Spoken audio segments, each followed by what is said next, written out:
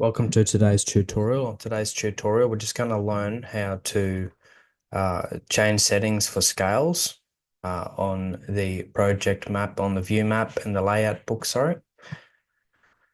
So sometimes you can get a few different scales here. And for example, you might have some other things in and around here, different types of pages that you're using for reference.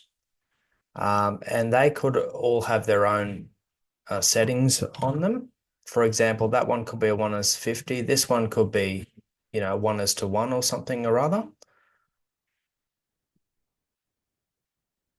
And if you look down here, you can see that there's a lot of unnecessary scales here. And this is a floor plan. We only need it at a 1:100 scale.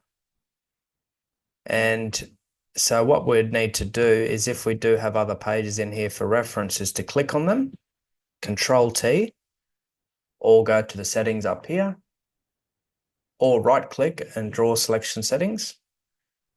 And then we go under size and appearance and include scale in auto texting and indexes. And now that's removed that scale.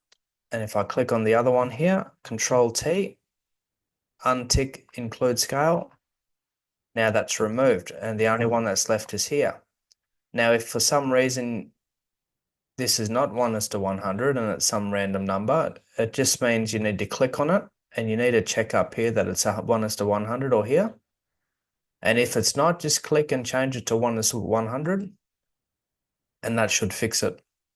So that's all there is for this tutorial today on adjusting scales on different pages. So just be careful when you do bring other pages in for reference, that those scales could show up down here, and you don't want that. You only want the scale for what's on the page. This plan is a floor plan. This is always a 1:100 scale, and that's all we need showing here on the scale.